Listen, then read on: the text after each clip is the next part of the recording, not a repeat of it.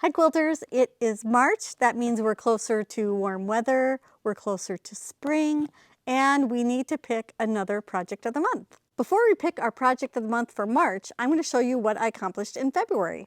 So my project for February was to work on a quilt called Spelling Bee. And this is a Lori Holt pattern, and I was making the cover quilt. And I had a lot of it done. I just needed to make 3 more blocks and then put the whole thing together and add the border. And I worked really hard at it and I got it done. I'm so excited, so happy that it's done. This one I had been working on for probably a couple years now, but it is officially finished. So the blocks I had to make were the sewing machine, the telephone, the typewriter, and then all of the punctuation on that bottom row. And those didn't take very long. The typewriter and the sewing machine and the telephone were a little more complicated. Well, not complicated, more just putsy. But all finished, ready to hang on the wall. I put a blue border on it and did the binding the same as the border so that it would just blend right in. And I just have a light blue background and I quilted it on my quilting machine. And I just did a stipple pattern, something really simple, because it just needed to be finished. So I'm very happy with how that turned out. Love it. Can't wait to hang it on the wall. One of the nice things about the Spelling Bee book is you get all of these letters and all the punctuation and a bunch of really fun blocks in there. So you can make any kind of project you want out of it. And if you ever wanted to add a name to the front or back of a quilt, this is the perfect book to use for that because it has both uppercase and lowercase letters.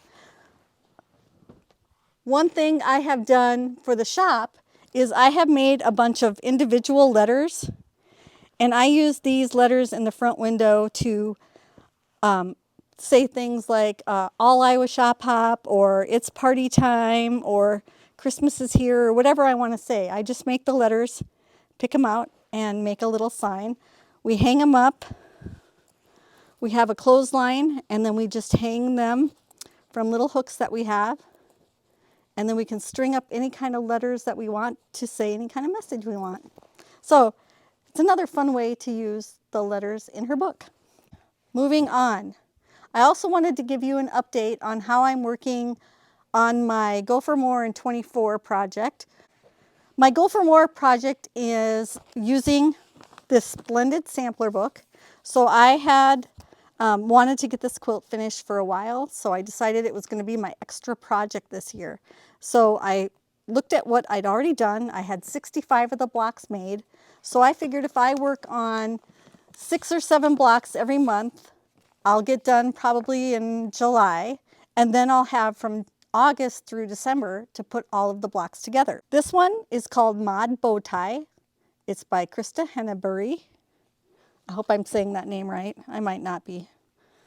This one is called Ticker Tape by Debbie Brown. She's hilarious. Love her. I have this one is called Happy Willow by Jennifer Gaston. I love that there were so many different people that made blocks for this book. This one is called Stars Above by Kath Hall. And this one is called Iowa Star by Jody Sanders. Known her a long time. And this one is called Get to the Point, which looks like the point of a needle, by Rhonda Pierce. So a lot of fun blocks. Loved working on all of these. And I think there were 6 here this month. 6 done this month, so I'll just have to keep working at it.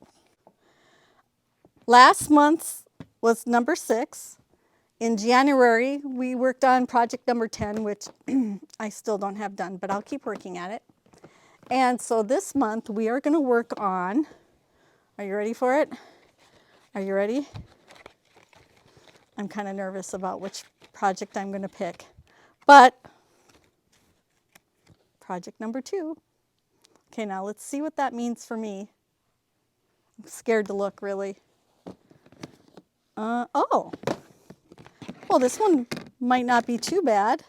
This is the one that I have pieces of this quilt. There's that chunk, and then there is this one. So the blocks are all made. It's these blocks right here, and they're set off with these squares. And then there was this border piece in there also in the box. And this is quite long. So now I have to decide what I'm going to make with this, how I'm going to finish that off, but looks like it might involve a little ripping and then some resewing. So you'll see what it looks like next month. Good luck working on your March project. I hope you get a lot accomplished. Thanks for watching and happy quilting!